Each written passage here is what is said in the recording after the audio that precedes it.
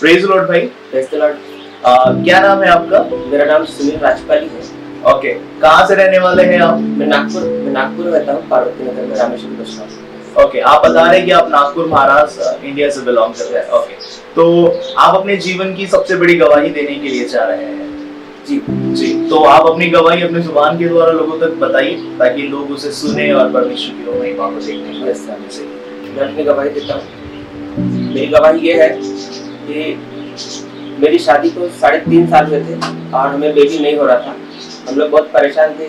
हम लोग इधर उधर हर जगह गए, डॉक्टर का ट्रीटमेंट कराया, डॉक्टर बोले सब कुछ ठीक है, कोई प्रॉब्लम नहीं है। फिर हमको किसी ने प्रभु के बारे में बताया, प्रभु का वचन को हमको सुनाया और हमने विश्वास किया। उसी समय में 2015 में पास्टर साहब पॉल दिनकरण, उनका मीटिंग था, प्रार्थना सभा थी कस्तूरचंद पार्क में शाम की, और उस समय मुझे शाम को समय नहीं मिलता था। फिर भी मैंने प्रभु की इच्छा थी कि मैं उस मीटिंग में आऊँ, तो प्रभु ने मेरे लिए रास्तों को खोला और मैं दूसरे की गाड़ी लेकर उस मीटिंग में गया शाम को। और रास्ते में जाते जाते वो गाड़ी पंचर हो गई। गाड़ी को पंचर की दुकान में रख दिया, लेकिन आगे बढ़ा मैं और उस मीटिंग को मैंने अटेंड किया। तब वहाँ प्रार्थना सभा हो रही थी और वहाँ पर सिस्टर पॉल दिनकरण जो प्रार्थना कर रहे थे, तब वो बोल रहे थे कि जिस किसी को भी बेबी नहीं है, परमेश्वर ने बेबी के आशीष दिया। हमने उस आशीष को, उस अनॉइंटिंग को हमने रिसीव किया और वो हमारे जीवन में पूरी हुई। और उसी समय, उसी हफ्ते में बेबी टेस्ट की जो ये होती है वो पॉजिटिव आई। मैं परमेश्वर का धन्यवाद करता हूँ कि प्रभु ने हमारे जीवन में कार्य करा, प्रभु ने हम पर दया की। 2021 में ऐसा हुआ कि मैं सुबह सो के उठा और 15 मिनट के बाद में अचानक से मुझे थोड़ा सा चक्कर टाइप आया और मैं अपने बेड पर लेट गया और फिर वहां से मैं उठ नहीं पाया। तो मैंने घर में फोन किया कि मुझे ऐसा हो रहा है, और फिर वहां से घर वालों ने डॉक्टर को फोन किया। डॉक्टर आए, उन्होंने मुझे देखे और मेडिसिन दी और वो चले गए।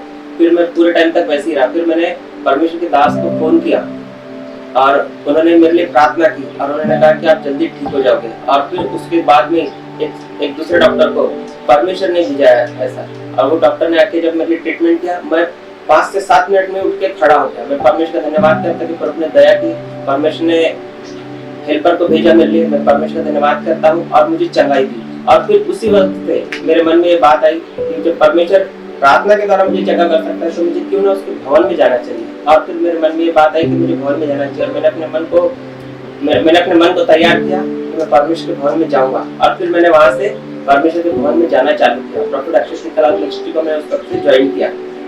और आप भाई बता रहे कि जब आप परमेश्वर के भवन में आए तो परमेश्वर ने आपकी चीजों को बदलना स्टार्ट किया। जी, परमेश्वर ने आपसे जुड़ी हर एक चीजों को ब्लेस करना स्टार्ट किया। तो आपने जैसे टेस्टिमनी में ये बात लिखी है कि जब आप परमेश्वर के भवन में थे तो आपको एक बड़ी शांति मिली वहां आने के बाद। और जब वो आपको शांति मिली तो आपको इस बात का एहसास हुआ कि सच में ये जो भवन है ये परमेश्वर की जीवित उपस्थिति इस जगह के ऊपर होती है। और जब परमेश्वर की जीवित उपस्थिति इस जगह के ऊपर होती है तो परमेश्वर बहुत से लोगों की जीवन को बदलता है, बहुत से लोगों की जिंदगियों को बदलता है। तो हम आपको ये पूछना चाहते हैं कि कैसा एक्सपीरियंस रहा परमेश्वर के भवन में जाने के बाद आपका? परमेश्वर ने मेरे जीवन का ऐसा बदला कि जब मैं प्रभु में नहीं था, मैं प्रभु को नहीं जानता था, लेकिन परमेश्वर के भवन में आने के बाद मैंने प्रभु को जाना। प्रभु ने, जब मैं नशे में था तो प्रभु ने मुझे नशे से आजाद किया। मेरा मन चिड़चिड़ होता था बार बार, और एक समय ऐसा था कि मेरा आधा सर दुखता था और मैं समझ नहीं पाता था कि क्या होता था कैसे। तो मैं इसके लिए डॉक्टर के पास जाता था। जब डॉक्टर के पास जाओ, जब मेडिसिन लो तो थोड़ा सा ठीक रहता था, लेकिन उसके बाद वो फिर से वैसे हो जाता था।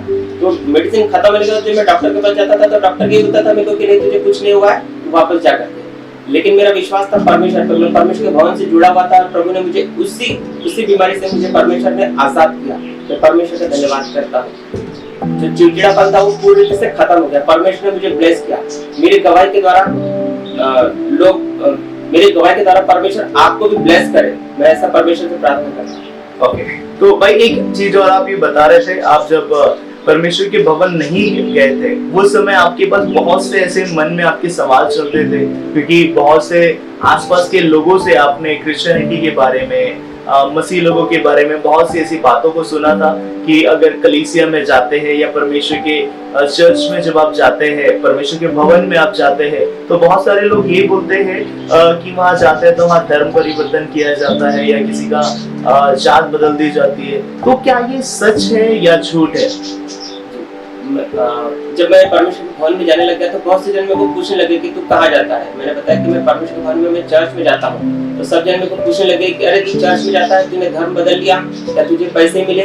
मैंने कहा नहीं भाई, अगर ऐसी जगह होंगी तो आप मुझे भी बताना, मैं वहां भी जाऊंगा। परमेश्वर के भवन में आने के बाद में परमेश्वर ने मुझे छुआ, परमेश्वर की आत्मा ने मुझे छुआ और पूरी रीति से बदला। आज मेरे घर में वो शांति है। प्रभु ने हमारे घर में पूरी रीति से आजाद किया हमको, हर एक डर से, भय से, बीमारी से प्रभु ने हमें चंगा किया। और भाई आप ये बात बता रहे कि आप जब परमेश्वर के उपस्थिति में बने रहे तो वो लोग जो आपको एक समय ये बोलते थे कि तू परमेश्वर के भवन जा रहा है, परमेश्वर के उपस्थिति में जब तू जा रहा है, चर्च में जब तू जा रहा है, तो वो समय तूने धर्म बदल लिया, तूने जात बदल ली, तो वो जब आज आपके जीवन को देखते तो वो क्या बोलते हैं आपको? जब मैं परमेश्वर भवन में जाता था लोग मेरा विरोध करते थे कि तू वहाँ क्यों जाता है करके, वहाँ के लोग जात और धर्म बदल देते हैं। मैंने कहा नहीं, ऐसा नहीं है। परमेश्वर जात और धर्म को नहीं, सिर्फ जीवन को बदलता है। परमेश्वर ने जात और धर्म को कभी नहीं बदला, सिर्फ जीवन को बदला है, लोगों के जीवन को बदला है और उन्हें उठा के खड़ा किया है, जिस तरह मुझे खड़ा किया। मैं नशे में था, परमेश्वर ने मुझे पूरी रीति से नशे से आजाद किया। आज लोग आज देखते हैं, बोलते हैं अरे तू पहले कैसा था और अभी कैसा। मैंने बोला मुझे यीशु ने बदल दिया। भाई आपने अपनी गवाही में ये भी लिखा है कि आप प्रभु की उपस्थिति में थे, आप और आपकी वाइफ खुदावन के प्रेजेंस में बने रहे और आप एक बेटी की चाह रखते थे और आपने परमेश्वर से मन्नत मांगी कि परमेश्वर आपको एक बेबी बॉय के द्वारा ब्लेस करे। और आपने टेस्टिमनी में लिखा है कि परमेश्वर ने एक बेबी बॉय के द्वारा भी आपको ब्लेस किया। जब हम लोग प्रभु से प्रार्थना कर रहे थे तो मेरी वाइफ ने और मैंने प्रभु से प्रार्थना की कि हमें खुदा की महिमा के लिए हमारा पूरा परिवार खुदा की सेवा करे, हमको एक बेबी बॉय की ब्लेसिंग से ब्लेस करे। तो परमेश्वर ने वो भी हमारी मन्नत को पूरी किया और 2024 में अक्टूबर महीने में प्रभु ने हमें बेबी बॉय की ब्लेसिंग से ब्लेस किया। परमेश्वर का धन्यवाद करता हूँ। मेरी गवाही देने का ये रीजन है कि परमेश्वर ने जैसा मेरे जीवन को बदला, परमेश्वर ने मुझे उठा के खड़ा किया, परमेश्वर आपके भी जीवन को बदलेगा और आपको भी उठा के खड़ा करेगा। क्योंकि बाइबल ऐसा बताती है कि संसार, प्रभु यीशु मसीह ने कहा संसार एक अंधकार है और प्रभु यीशु मसीह ज्योति बनकर इस जगत में आया। जो कोई मेरे पीछे होलेगा वो अंधकार में न चलेगा वरन जीवन की ज्योति पाएगा। और मैंने विश्वास किया और प्रभु के पीछे चला और प्रभु ने मेरे जीवन को बदल दिया। अंधकार में से मुझे उजाले में लेकर आया, प्रभु ने मुझे चुना, उठा के खड़ा किया। मैं परमेश्वर का बहुत बहुत धन्यवाद करता हूँ। मुझे परमेश्वर ने चुना, ये विश्वास करता हूँ कि प्रभु आपको भी उठा के खड़ा कर सकता है, प्रभु आपको भी अंधेरे में से उजाले में लेकर आएगा विश्वास के द्वारा।